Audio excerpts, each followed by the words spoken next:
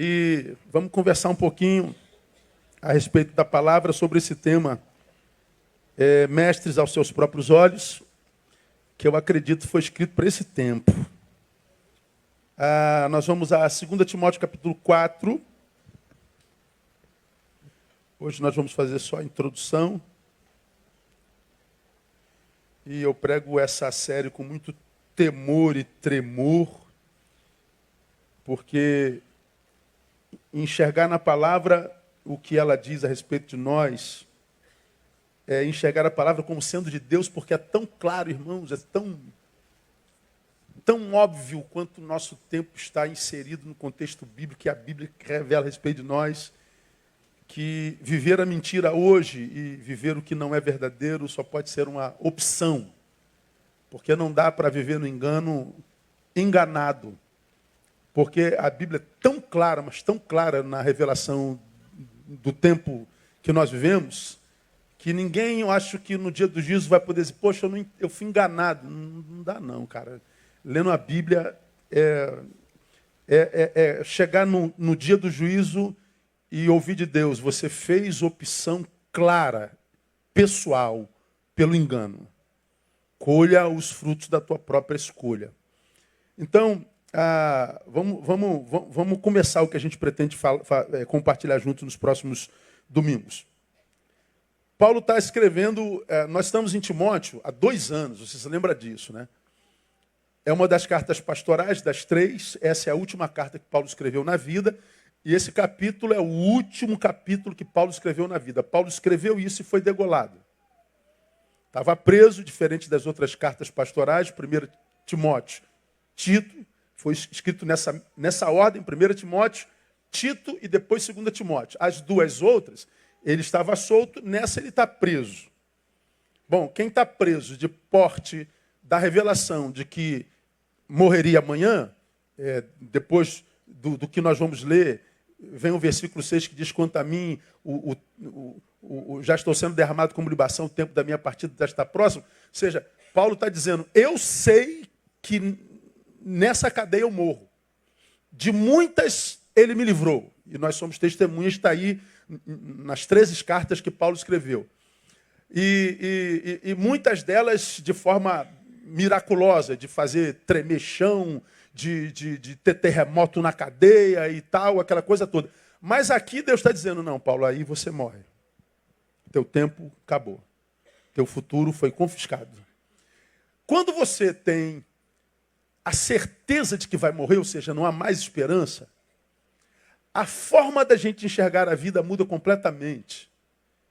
Porque se eu sei que eu vou morrer em 3 dias, eu não vou pensar no meu carro, na minha moto, nos meus bens, eu quero estar perto das pessoas que eu amo. Eu vou dar valor àquilo que de fato tem valor. Quando a gente perde algumas coisas preciosas, a nossa forma de enxergar a vida muda. Por exemplo, eu e você estamos aqui, somos milhares de pessoas e todos nós temos sonhos. E alguns sonhos de grandeza.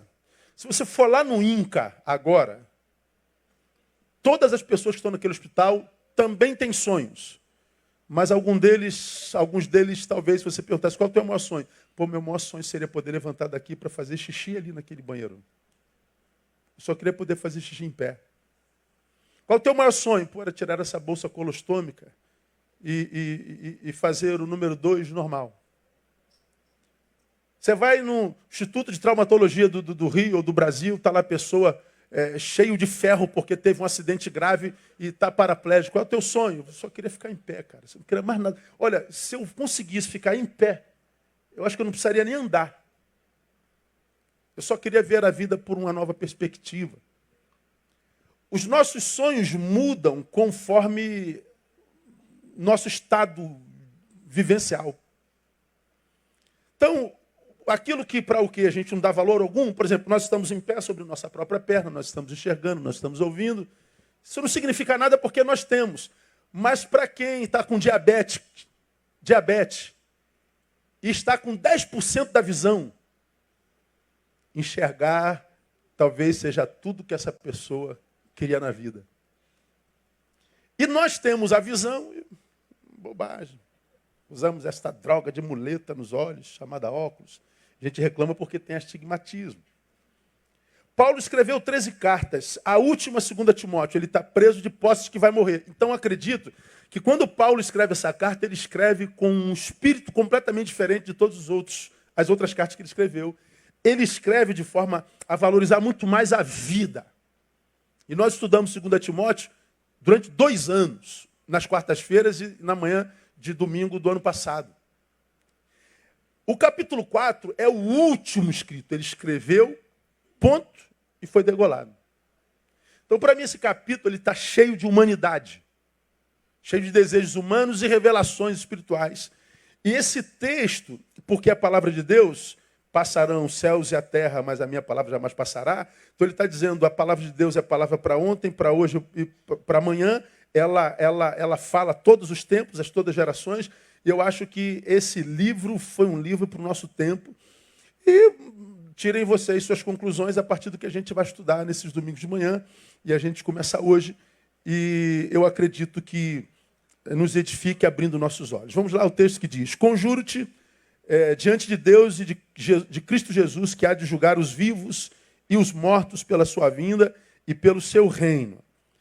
Prega a palavra, insista, a tempo e fora de tempo, admoesta, repreende, exorta, com toda a longanimidade e ensino. Por quê, Paulo? Porque virá tempo, ele está falando de um tempo futuro, em que os daquele tempo não suportarão a sã doutrina, mas tendo grande desejo, em outras traduções, tendo comichão nos ouvidos, grande desejo de ouvir coisas agradáveis, ajuntarão para si mestres segundo os seus próprios desejos. E não só desviarão os ouvidos da verdade, mas também se voltarão a fábulas. Troca a verdade por história da carochinha. Tu, porém, sê sóbrio em tudo, sofre as aflições, faze a obra do evangelista, cumpre bem o teu, Timóteo, ministério. Então, Paulo, ele arrebenta a boca do balão aqui, vou te dizer. Ele fala da necessidade de se pregar a palavra, aquela que não muda. Então, prega, Paulo. É isso aí que vai manutenir o que o ser humano é, o que o sujeito é. É a palavra de Deus que faz com que o homem continue sendo aquilo que esse Deus que o criou sonhou para ele. Prega essa palavra para que esse homem viva manutenção. Para que ele não passe por mutação, por transformação, por deformação. E Paulo, quando diz prega a palavra, está dizendo, faz isso a tempo e fora do tempo. Admoesta, repreende, exorta, e faz isso com longanimidade e ensino. Ele está dizendo, Paulo, você tem que pegar pesado nisso, na palavra, no ensino, porque o que vem por aí é tão poderoso que dificilmente alguém conseguirá continuar sendo quem é em Deus e para a glória de Deus. Então ele fala que viria um tempo, irmão, de transdeformação tão poderosa entre nós, que ele está dizendo, se você não mergulhar na palavra e se proteger nela, essa mutação, essa deformação vai varrer você e te levar como um produto movido pelo espírito da época. Cara, isso é forte. Aí, se essa palavra não é pregada com insistência pura, através do ensino, a deformação, a mutação vai pegar mesmo. E vai varrer uma geração.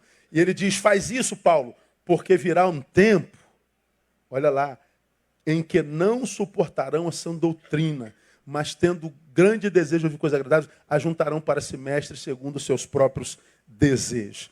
Então vamos lá ao que o texto revela, principalmente esse 3 aí. Primeiro, que chegará um tempo, esse tempo da deformação, da mutação, em que o que é são, o que é saudável, será insuportável. Saúde é o que geralmente o doente deseja. Mas vai chegar um tempo em que a doença será tão intensa que a gente, embora deseje a saúde, ser saudável naquele tempo é quase que viver sozinho. Preste atenção. Eles não suportarão a sã doutrina, ou seja, o que é são, o que é saudável. Por que não suportarão? Porque a doença será o status quo. A deformação será a realidade. De modo que se você for saudável naquele tempo, quem vai ser tido como doente é você.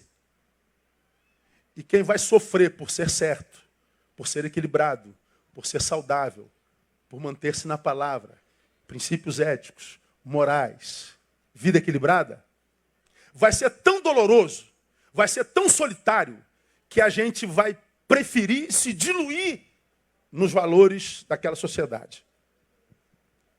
Ou seja, tudo que for saudável será um holofote a iluminar a nossa doença, que a gente não admite como doença porque ela é cultura, ela é cultural.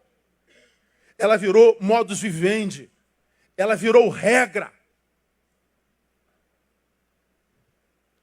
Ou seja, nós estaremos tão enraizados no erro, numa doença social e subjetiva, nós estaremos tão enraizados numa inversão de valores, nós estaremos de tal forma tão secularizados que nos impossibilitaremos de viver o que é e sempre foi saudável. É como quem, sei lá, eu vou dar exemplo mais para frente, eu estou com um amigo, e estou com um amigo há tanto tempo e sempre fui fiel a esse amigo. A tua fidelidade vai incomodar de tal forma que você não vai aguentar ser fiel. Ser como um marido, como esposa, como ovelha, como pastor, sei lá, como gente. Você é daquele que baixa a cabeça para orar, para agradecer pelo pão. Os teus gestos de gratidão, de solidariedade, de perdão, de estender a mão, os teus gestos, ou seja, aqueles gestos que fizeram da vida uma vida com a qual nós sonhamos até então, esses gestos todos sumirão de entre nós e da nossa convivência, porque nós mergulharemos numa cultura maligna que tudo que vier para contrariar a malignidade da cultura vivida sofrerá o dano. A gente vai falar sobre isso mais lá para frente. O texto, portanto, fala de um tempo no qual o erro, a inversão, se tornam culturais. É a cultura do erro, é a inversão de valores. É o abraçar do erro como possibilidade e desejo. Ou seja, a saúde será, pasmem, um incômodo.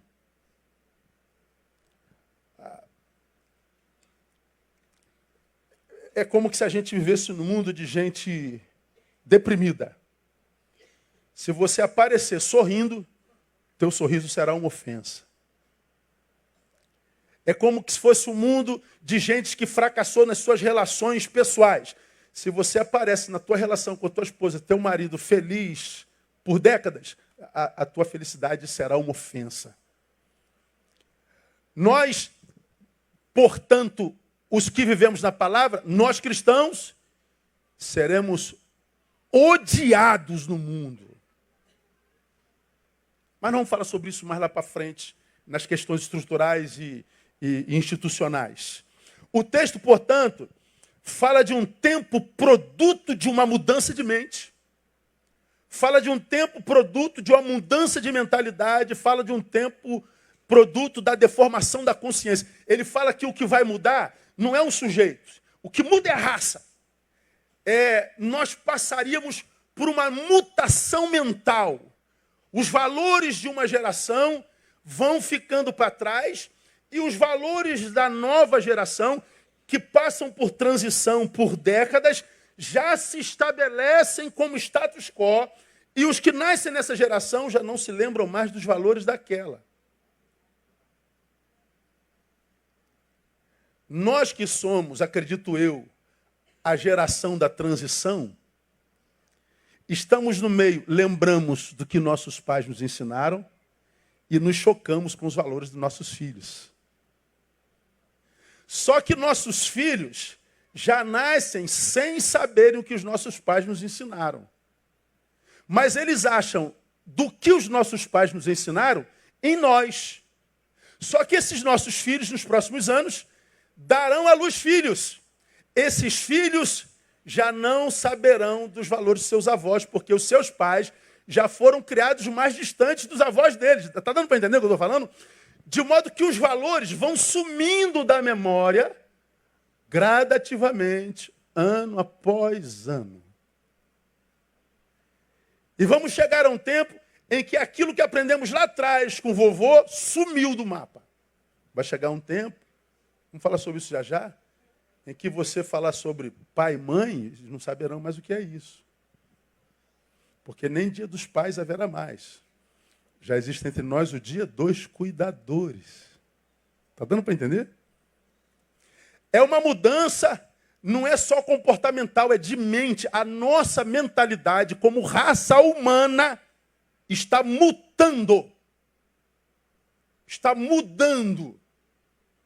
E nós vamos chegar a um tempo em que a mutação foi completamente estabelecida. E aí, quando a gente chega à memória do que foi estabelecido, por exemplo, por esse livro, nós vamos odiar esse livro de tal forma, porque todo ele reprovará o nosso modus vivendi. Porque o erro, o pecado, a inversão de valores já se transformaram em cultura, já abraçaram a raça. Então, quando a Bíblia diz assim, que vós sereis odiados de todas as nações. Por quê? Porque certamente o povo do livro não é o povo da igreja, nem todos os que são na igreja são do livro. A gente está falando do povo do livro, do povo do evangelho, não estou falando dos evangélicos, mas eu estou falando do evangelho. Nem todos os evangélicos são do evangelho, mas os do evangelho que vão, alcançado pela palavra, influenciado por ela, vão sobreviver os tsunamis que vão passar deformando todo mundo. E ele, quando abrir o olho, ele vai perceber que está cada vez mais sozinho e a grande parte foi levada pelo tsunami da cultura. Alguns que não conseguirem se solidificar na palavra vão mergulhar nessa cultura porque não vão conseguir viver a solidão e os ataques, porque a tua própria vida já será uma ofensa, porque será referência perdida. O texto fala de um tempo produto de uma mudança de mente, de mentalidade, da deformação da consciência.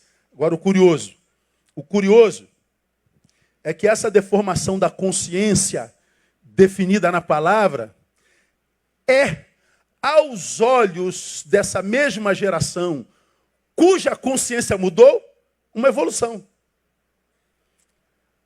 A Bíblia diz que essa mudança de consciência é uma deformação. A geração cuja... Está amarrado em nome de Jesus. Estou animado, hein, Paulo? Estou animado, hein? Está aqui o capitão para mim. Não é o Bolsonaro, mas é o capitão. Né? Então, essa deformação a respeito da qual a Bíblia fala, da consciência e da cultura, que é chamado de deformação na palavra, é aos olhos de quem passou por essa mutação, uma evolução. Nós estamos evoluindo. Aí você vai nas nossas universidades, a nossa juventude está entrando. Vai dizer que você ainda crê em Deus. Essa história da carochinha. Nesse Deus pão doce. Você ainda acredita em céu, inferno? Você acredita mesmo nesse negócio? Ou seja, você acredita. Mas se você falar que acredita, vai ser tão atacado que você, para ser aceito, se permite deformar. Por quê? Porque toda a evolução aos olhos da consciência mutada é, aos olhos da palavra, uma deformação. Então, o que a Bíblia chama é mutação, o mutado diz é evolução. Então, o que eu digo é mutação, ele diz é evolução. Portanto, se é evolução, eu mergulho cada vez mais na evolução e eu que vejo como mutação, quero me afastar dela. Então nós estamos falando da mesma coisa, uma coisa da qual eu fujo porque os meus valores são da palavra e a outra coisa porque eu estou longe da palavra, porque para mim virou história da carochinha, ou seja, é fábula, eu mergulho na mutação. Duas visões sobre o mesmo tema. Volta a falar o que já disse. Você pega a palavra de Paulo a respeito da cruz, porque a palavra da cruz é deveras loucura para os que perecem. Mas para nós, os salvos, é o quê? É o poder de Deus. Está lá em Coríntios.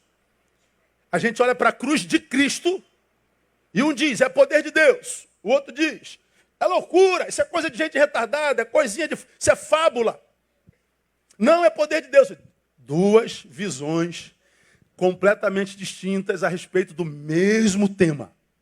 Por que as visões são tão distintas se o tema é o mesmo? Por causa do lugar de onde o analista faz a análise. Um disse, é loucura, ele está numa geografia espiritual. E o outro diz, é poder de Deus, porque ele está noutra geografia espiritual. Então a coisa é a partir do lugar onde eu analiso. É disso que Paulo está falando. Um vai dizer, é mutação, deformação. O outro diz, não, é evolução. A raça está evoluindo. Bom, você fica com o que diz a raça mutada, ou você fica com a palavra. Cada um faz o que quer com ela. O papel da igreja é pregar a palavra, tempo e fora de tempo, com admoestação, repreensão, exortação, longanimidade e ensino. Meu papel é ensinar. O que se faz com o ensino? Depende de cada um e do lugar geográfico, espiritual, de onde cada um analisa o que é ensinado.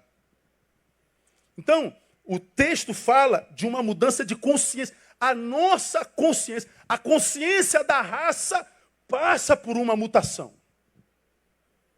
Essa geração não é mais aquela, que já não era aquela. Eu acho que nós fazemos parte de uma geração que está na transição. Nós já experimentamos muito dessa mutação, mas nós ainda estamos em transição. Eu acredito que os meus netos, está longe de eu ter neto, tal, não se lembrarão do Adão Barreto, de quem me legou o que eu sou. Mas os meus netos terão uma vaga memória do Neil Barreto. Mas os meus bisnetos já não saberão o nome do Neil. E estarão absurdamente mais longe do Adão, meu pai. A mutação é processada. Aonde vai parar isso, pastor? Eu não faço a menor ideia, irmão. Eu só acredito que não será num lugar bom. A gente vai falar sobre isso mais lá para frente. Eu quero dar alguns exemplos práticos, vamos ficar neles nessa manhã, dessa mutação, dessa mudança de consciência percebida em alguns valores muito comuns do nosso dia a dia. Vamos aos exemplos. No campo familiar, por exemplo, não vou estabelecer valores, porque hoje a gente ministra para os que passam pela mutação e os que fogem dela. Então, nem sempre os que escutam conseguem escutar com isenção. Quase sempre ouvem, se não ouviram o que atesta seu status quo, ouvem com juízo e com reação contrária. Então, eu vou mostrar para vocês na palavra, e vocês façam o que vocês quiserem com o que vocês ouvirem, eu espero que vocês fiquem com a palavra. Vamos lá, mutações no campo familiar. Na palavra, aqui na Bíblia, até outro dia, a família era composta por homem e mulher. Até outro dia, não havia dúvida contra isso. Era pai, mãe, filho, macho e fêmea. De onde, macho e fêmea, homem e mulher, de onde emanam uma outra criatura que a gente chama de filhos. Aqueles para os quais o Criador disse, crescei e multiplicai-vos. E só na relação homem e mulher a gente pode cumprir essa ordenança bíblica que prefigura a razão da nossa existência, crescer e multiplicar. Não tem como cumprir o crescer e multiplicar-vos senão na relação conforme alude à palavra, homem e mulher. Então, até outro dia, isso era inquestionável. Hoje, no campo familiar, não há mais só homem e mulher. Existem outros componentes dessa figura. Há quem diga, inclusive, que não existe homem ou mulher. Tais termos, dizem alguns, é produto da escolha de cada um. Você pega Simone de Beauvoir, que escreveu Segundo Sexo, em 1949, e que é a maior influenciadora da questão de gênero e feminismo no Brasil, no mundo, ela diz, ninguém nasce mulher, torna-se.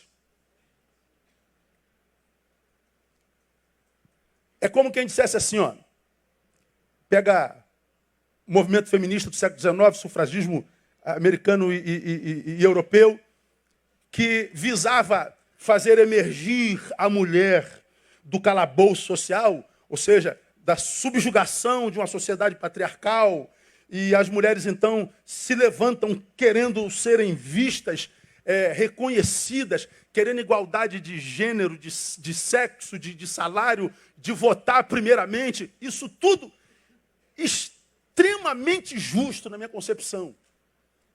O feminismo nasce no sentido de querer igualdade com os homens. Aparece a Simone de Beauvoir e diz assim, vocês feministas querem igualdade com os homens? Vocês querem, como mulheres, ser iguais aos homens? Nós queremos, como mulheres, ser iguais aos homens. Vocês estão erradas. Quando você diz, mulher, que você quer ser igual ao homem, você erra. Porque, afinal de contas, quem diz? Quem disse que você é mulher?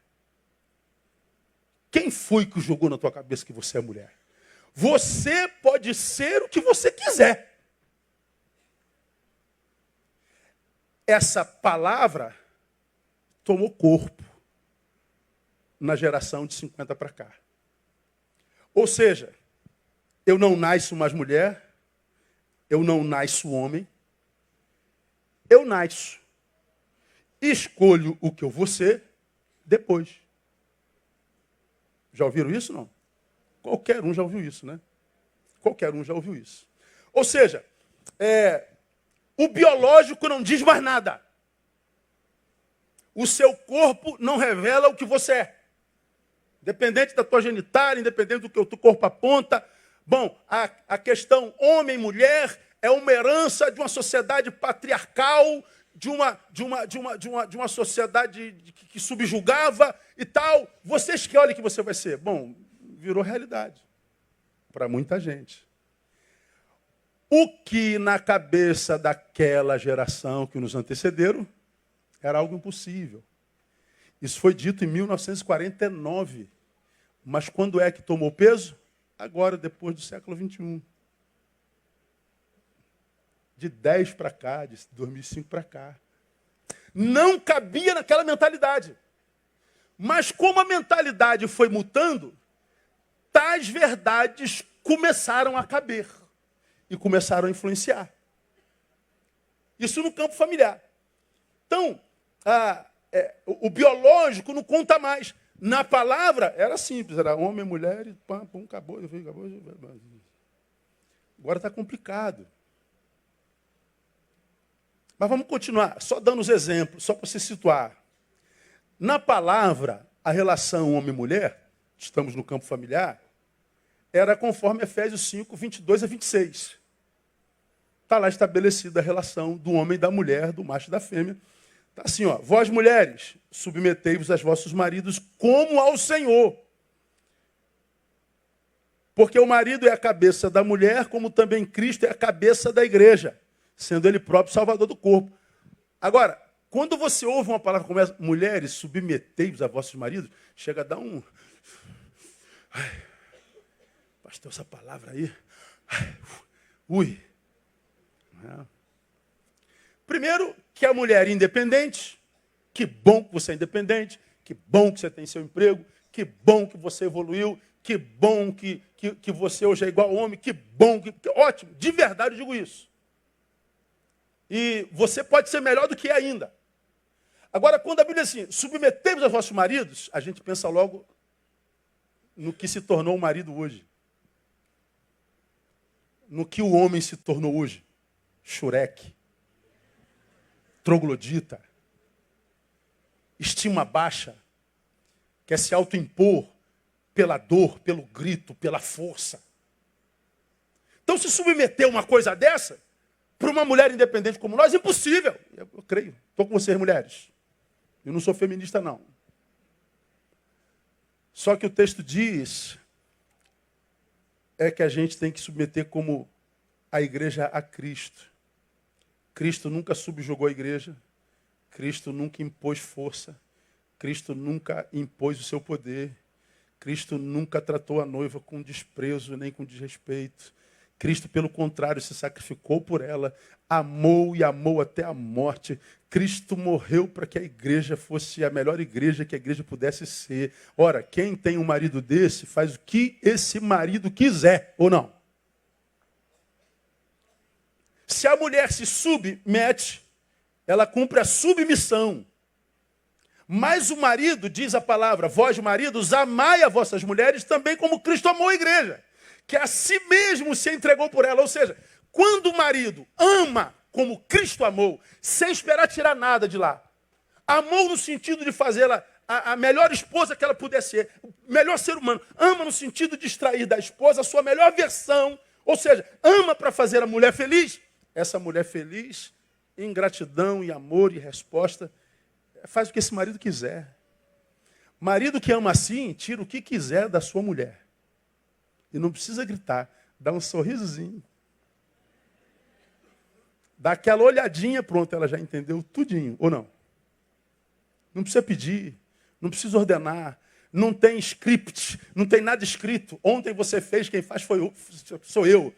Ontem quem lavou foi eu, agora quem lava é você. Ontem quem foi lá foi eu, agora quem vai é você. Não existe papel, irmão. Eles se tornam uma só carne. Portanto, é um só espírito, é uma junção espiritual. Não é só carnal, não é só biológica. A relação é mulher transcende a dimensão biológica. A gente pensa com a mesma cabeça. Só que, porque nós não somos só mais homem e mulher, existem novos personagens, porque a gente nem sabe se é homem ou se é mulher, porque a gente vai escolher depois. Eu não sei o que eu escolhi, não sei se... Eu não sei. Já decidiu, pastor? Eu não, estou decidindo. Estou com 53 anos. Não, hoje eu fui mulher. Não, agora você é homem. Pô.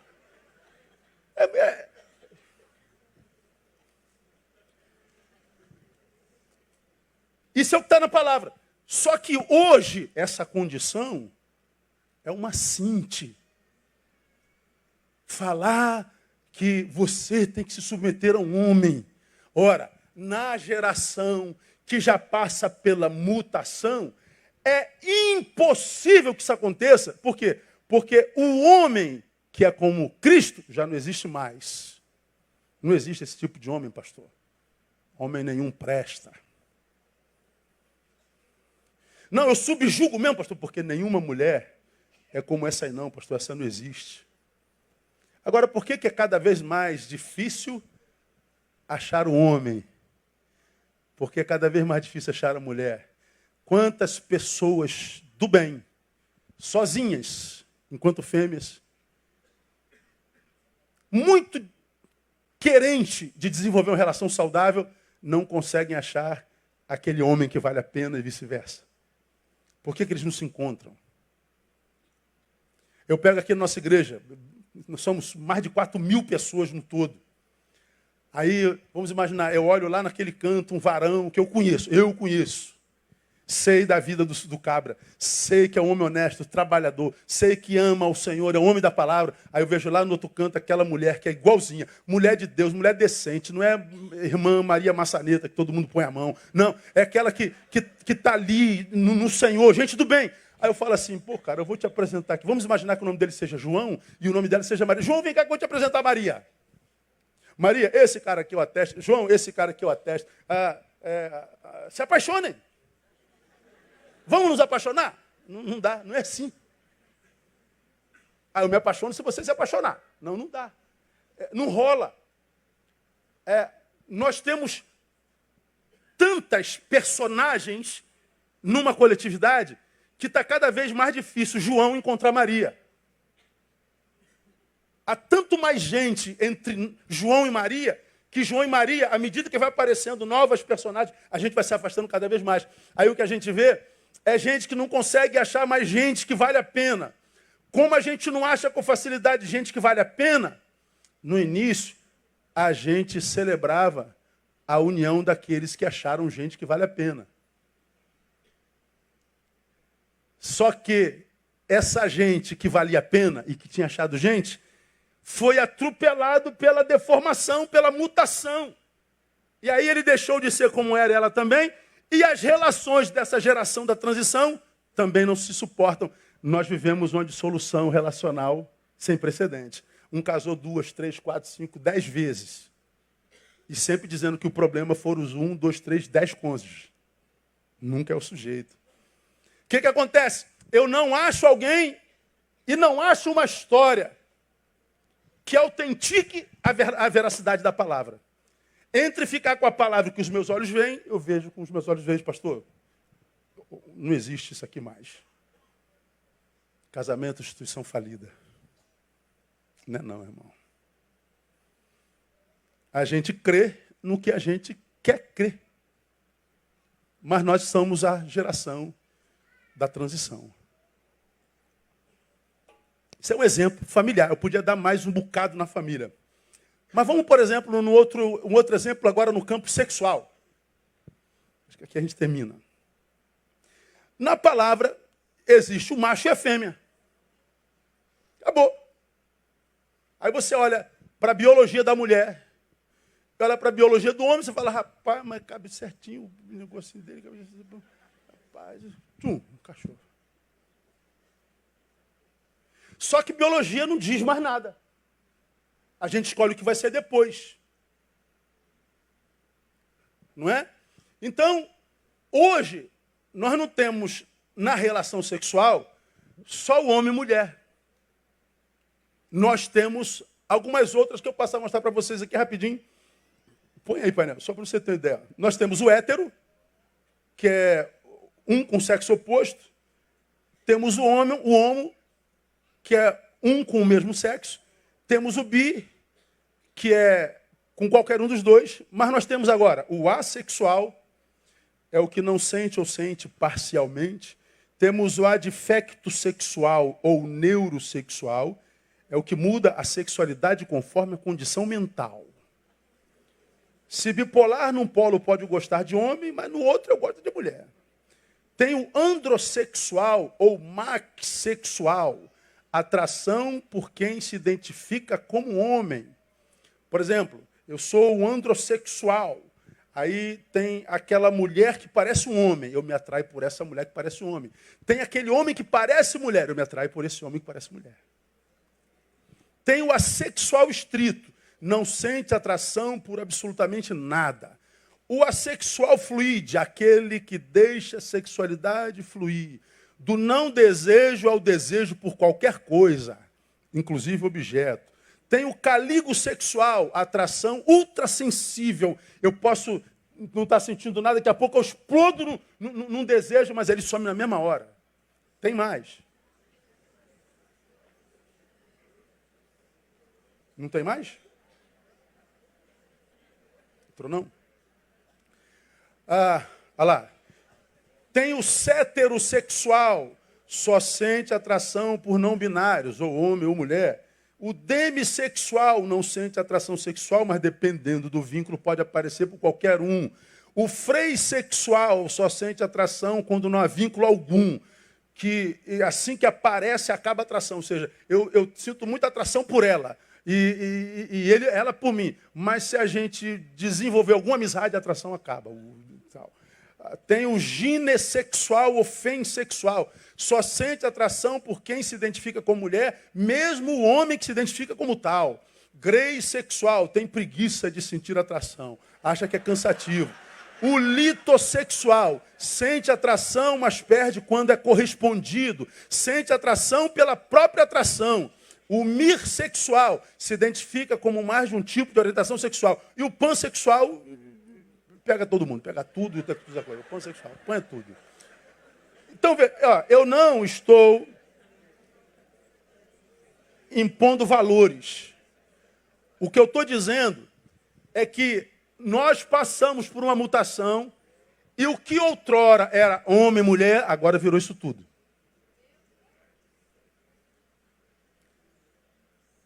E os que acreditam nisso tudo vivem evocando a ciência, que não se pode que é na palavra, porque a palavra é história da carochinha, é fábula. Agora, aonde que isso é científico? Aonde? Virou verdade, porque eu quero que seja verdade. Vou falar sobre isso lá na frente. Então, qualquer coisa que você disser contra isso, corre risco de ser processado. Está mutando. E isso é acatado sem reflexão. Nosso tempo não dá mais, vou dar vontade de ficar mais um pouquinho, né? Mais 5 minutinhos? Mais 5? Posso ficar mais 5? Então, 5, 10, 15, 20, 25, 30. Opa, dá para ficar até logo mais à noite e tal. Pois é. Vamos terminar aqui. Um outro exemplo. No campo das verdades subjetivas. No campo das verdades subjetivas. Ou seja, a verdade não existe mais. A não ser que ela seja aquilo no que eu acredito. O que você está dizendo é verdade? É a verdade, mas não é o que eu acredito. Então eu não fico com a verdade, eu fico com o que eu acredito. É o tempo da auto-verdade. Quem estabelece verdade ou não sou eu. Se não é o que eu creio ou como eu penso, então não é verdade. Vivemos o tempo da auto-verdade. Ou seja, não adianta dialogar. Se ele não pensa como eu, ele está errado. E o de cá pensa a mesma coisa. Ele não pensa como eu, errado é ele. Então vamos trocar uma ideia. Não tem diálogo. Já preguei sobre isso numa outra experiência. Hoje nós vivemos o tempo da tese, da antítese, sem possibilidade da síntese. Porque a tese e a antítese não dialogam. A tese é a verdade incontestável, a antítese é a verdade incontestável. Eles não dialogam, então nós não vivemos síntese, ou seja, nós vivemos o tempo da mentira. Auto-verdade, para mim, é mentira. Vivemos, portanto, o tempo da mentira renomeada. Auto-verdade é a mentira renomeada. Exemplo contemporâneo. Aqui dá briga, hein, irmão? Agora dá briga. Lulistas e bolsomínios. Olha eles aí. Estão em todo lugar, igual praga. Todo lugar eles estão. E todos pensam iguaizinhos a respeito do seu Deus homem. Tanto você que é de cá, como você que é de lá. Vai voar uma Bíblia em cima de mim já, dos dois lados. Para ambos, o que se diz de qualquer um deles é mentira. Se eu sou do Lula, nada do que dizem contra ele é verdade. É tudo mentira. Se eu sou do Bolsonaro, nada do que dizem contra ele é verdade. É tudo mentira. Não adianta dizer a verdade. Não adianta mostrar documento. Não adianta fazer nada. A minha verdade já está posta.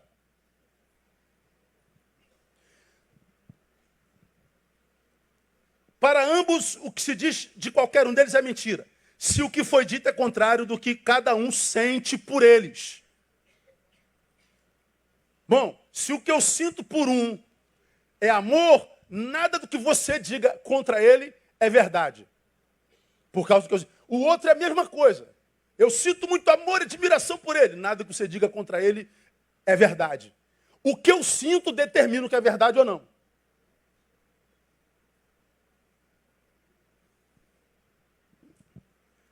As subjetividades contemporâneas, olha, foram sequestradas pelas ideologias. O problema é que o ideológico é quase sempre se não sempre, passional. Ou seja, não interessa a verdade, interessa que eu tenha razão. A verdade não me interessa. O que me interessa é que eu tenha razão. Então, se a sua verdade, mesmo que seja a verdade verdadeira, me encurrala com relação à razão que eu julgo ter, eu fico com a minha razão e abro mão da tua verdade. A verdade se torna algo impossibilitado de se viver. Me permitam dizer a vocês, se eu vivo a auto-verdade, eu empobreci violentamente, irmão. Você que é da ideologia esquerda ou direita, é da esquerda, então você é um passional. Você acredita que nada que venha da direita é verdadeiro. Só que na direita tem muita verdade. Só que são verdades que você nunca por elas poderá ser enriquecido. Então você se empobrece por causa da sua ideologia. Se você é bolsominho, você diz nada da esquerda é verdadeiro. Portanto, há verdade verdadeira na esquerda. Só que porque você é passional, você se empobrece, impossibilitando a si mesmo a verdade lá. Você só anda nos polos equidistantes. Ou você é tese, ou você é antítese. Ou seja, nada do que há do lado de lá me interessa. Pois é, como Deus nos criou assim, diferente, o eu só encontra plenitude no tu, que é quando eles viram nós, porque nós vivemos nessa polarização louca, ensandecida, o que nós encontramos é gente pobre, existencialmente falando, de ambos os lados, porque não conseguem, por causa da ideologia, atravessar a ponte para encontrar o que lhe falta do outro lado. Isso eu estou usando como exemplo, essa loucura política pela qual a gente passou, mas isso vai nas relações de vizinhos, relações de ovelhas, relações de pastores e ovelhas, vai relações internacionais e tudo mais. A minha pobreza encontra a resposta lá do outro lado, mas a minha ideologia me impede de chegar lá. Eu atendi um pastor esses dias que veio compartilhar comigo que estava pensando em suicídio. Ele falou, pô, quando eu pensei nesse negócio, cara, eu preciso conversar com alguém e você é a única pessoa que eu confio. E eu atendi um amigo, um querido. Aí fomos conversando sobre suas ideologias e teologias. Aí eu vim perceber que ele está numa ideologia na qual ele não crê. Como ele está nisso há muito tempo, mas ele não coaduna mais com aquilo, falei, por que você não sai disso? Pô, eu não posso mais, cara. Eu criei um nome no Brasil em cima dessa ideologia. Eu sou dessa vertente. Vamos imaginar direita ou esquerda aí? Pô, se eu sair daqui, eles me matam, eles me apedrejam. Eu não posso mais sair de lá, porque minha juventude inteira foi em cima disso. Pois é, só que ele amadureceu, cresceu, descobriu que o que ele vivia era auto-verdade e que naquilo que ele chamava de mentira, a verdade também. Que a doença não era o objeto ou o ser analisado, eram os olhos do analista. De modo que se você bota um óculos, você vai ver que naquele desgraçado há um ser humano em quem há alguma riqueza. E que a gente pode compartilhar. E eu preguei aqui naquela época. Quando é que o outro virou essa desgraça em mim? O outro virou essa desgraça em mim quando os meus olhos adoeceram. O problema do outro é a minha visão. Agora, se eu saro minha visão, eu vou ver que o outro não é tão desgraçado como me ensinaram a ser. É porque eu não pensei com a minha própria cabeça. Por quê? Eu estou na transição. Então, meu irmão, nós estamos nessa loucura. E para a gente terminar, um último exemplo com relação às posturas que possibilitam convivências saudáveis. Como é que os paradigmas mudam? Aqui é bobagemzinha. Eu falo, por exemplo, eu sou de um tempo em que posturas possibilitavam convivências saudáveis. Eu pego o exemplo do trânsito, por exemplo. Eu sou do tempo que eu entrava na autoescola, o cara dizia assim, se você não quer andar, é do lado direito, tá? Encosta no cantinho, vai devagarinho. Hoje todo mundo anda onde? Diga vocês. Do lado esquerdo. Eu já falei, eu odeio você que anda do lado esquerdo. Se tivesse um trator, passava, se eu não fosse crente, irmão, eu ia ser ruim mesmo. Eu provavelmente seria ateu, não ia acreditar em inferno. Eu ia jogar todo mundo no barranco. Eu ia fechar, ia ia comprar uma caminhonete, botar uma barra de ferro na porta, te jogar lá no coisa. Eu ia ser ruim, irmão. Aí eu fico pensando, por que todo mundo agora anda do lado esquerdo, não dá passagem? Ah, pastor, não sai daqui porque ele também não sai. Por que eu tenho que sair se ninguém sai? Pois é, o erro dos outros mudou a gente. Ninguém mais anda na direita. Está todo mundo atrapalhando a vida de todo mundo. Está todo mundo com as suas atitudes gerando ira em todo mundo. E está todo mundo colhendo a ira que gera em todo mundo. Porque se eu estou aqui na esquerda, sem pressa, estou vendo o cara piscando. Deus abençoe, irmão. Quando ninguém sai, eu vou ficar aqui só de raiva. Estou olhando o retrovisor, vou diminuir. O cara vem lá xingando tua mãe, tua avó, xingando todo mundo. E ele passa, joga uma energia em cima do teu caso. Assim, ó. Energias. E as energias vão sendo trocadas. Aí o cara está atrasado lá na frente, ele vai tirar satisfação contigo, começa a briga, a morte. Isso tudo que a gente vê acontecendo é por causa do que a gente semeia. O ódio que você carrega, quem plantou foi eu. O ódio que eu carrego, quem plantou foi você. Nós somos resultado dos nossos encontros. Só que a tese diz que o problema é a antítese, e a antítese diz que é a tese. Eles não conversam, não, cara. Eu poderia ter feito, mas você também poderia. Ah, chegamos a um acordo. Bom, não temos mais a possibilidade de acordo. Então o que sobra para nós, irmão, é litígio. Nesses domingos, eu vou mostrar para vocês aonde essa geração mutada, que já não pode mais viver uma vida agradável, vai buscar coisas agradáveis. Ajuntarão para si mestres que lhes digam coisas agradáveis. Vou falar que coisas agradáveis uma geração como a nossa precisa. Que mestres são esses que foram gerados e que discípulos eles formam. Aí vocês vão ver aonde é que a gente vai parar. Vocês vão ver o que espera a gente como sociedade. Ah, o pastor é muito negativo. Entenda como você quiser. Eu sou realista. Não vou ficar fingindo que não é assim, só para me auto-enganar. Se é assim mesmo e acabou. Se é o que a Bíblia está dizendo, é com o que eu vou ficar. Então, como eu falei para vocês domingo passado, irmão, agosto faz 53 anos, eu tenho uma adolescência de vida. Eu não vou perder minha adolescência com 50 anos para 70 com besterol e com gente besta, idiota. Enquanto vocês vivem de rede produzindo frases bonitas, eu vivo a frase bonita. E aí a gente analisa a vida como ela é, e aí passa pela palavra. Pastor, olha, esse mundo está louco. Então passa pela palavra, dentro dela, e veja como é que você se comporta nesse mundo louco. Está tudo aqui, ó. Está tudo aqui. Vou mostrar para vocês como a sociedade que a gente vive hoje é o que está na Bíblia ali. Então veja, o que nós aprendemos hoje, essa mutação, que é incontestável, e portanto o que nós aprendemos é a mais pura verdade de Deus. O agradável. Chegará um tempo em o que é são será insuportável. Nós adoecemos tanto na família, no sexo, nas posturas que possibilitam vida saudável. Nós adoecemos tanto que vamos chegar a um tempo que o são já não dá mais. Não haverá mais esperança. Meu Deus. Meu Deus. Aí você vai ver, o primeiro exemplo foi sobre família, né? Aí vamos ver lá na frente onde o Senhor diz que os inimigos do homem serão os da sua própria casa.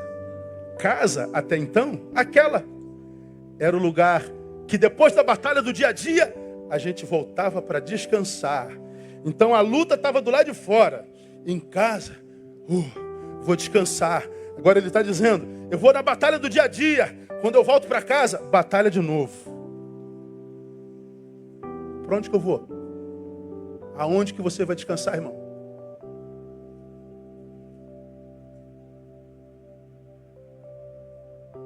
Dá para entender? O que é que nos espera por aí? Pô, então quando o cara me diz, eu não creio mais, pô, tu não perdeu a fé? Pelo amor de Deus, cara, você não tem respeito. Porque fé hoje não é questão de fé, é questão de inteligência. Está tudo aqui, ó. E a minha esperança, minha igreja, é que nós, a maioria de nós, nesse tempo que nos espera e já chegou, da mutação, da deformação, nós permanecemos aqueles que nós somos no coração de Deus. Aquele com os quais Ele sonhou. Que não vivemos segundo os preceitos desse mundo, mas segundo a santa, perfeita vontade da palavra de Deus. Que Ele nos abençoe. Vamos aplaudi-lo, vamos embora. Desculpa o horário. Logo mais estamos de volta. Vamos ficar em pé, vamos orar. Vamos embora.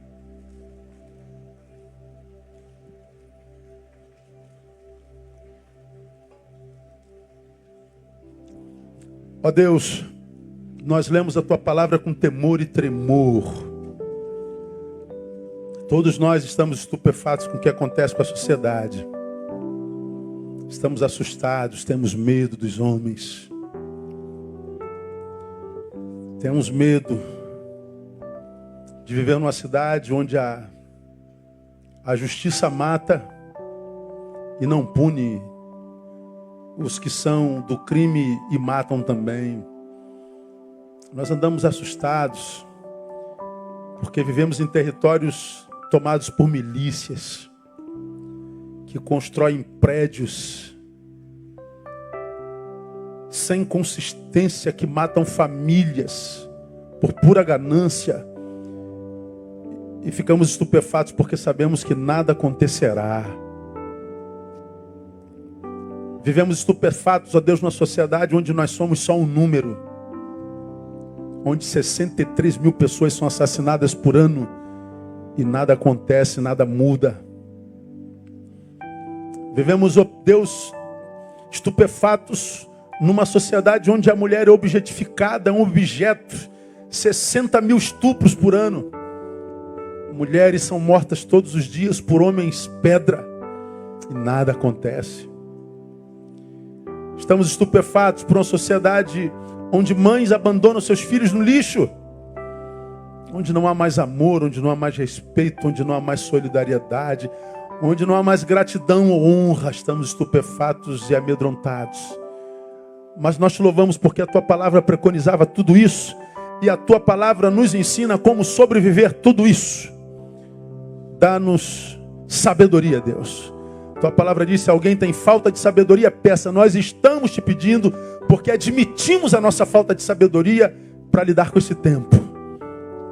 Somos uma geração que adoece porque não sabe lidar com esse tempo. Então capacita-nos, Deus, na palavra. Abra os olhos do nosso entendimento e ajuda-nos a ser o que nós somos no teu coração. Quando o tsunami da mutação passar, que nós permaneçamos em pé. Que nós vejamos 1000 de um lado, 10.000 de outro, mas nós permaneçamos de pé. Porque tu és o nosso refúgio e fortaleza, socorro bem presente na angústia. Por isso celebramos o seu nome e o teu amor. E o oramos no nome de Jesus o Cristo. Amém e aleluia. Aplauda o Senhor, Deus abençoe. Até logo mais à noite, permitindo o Pai.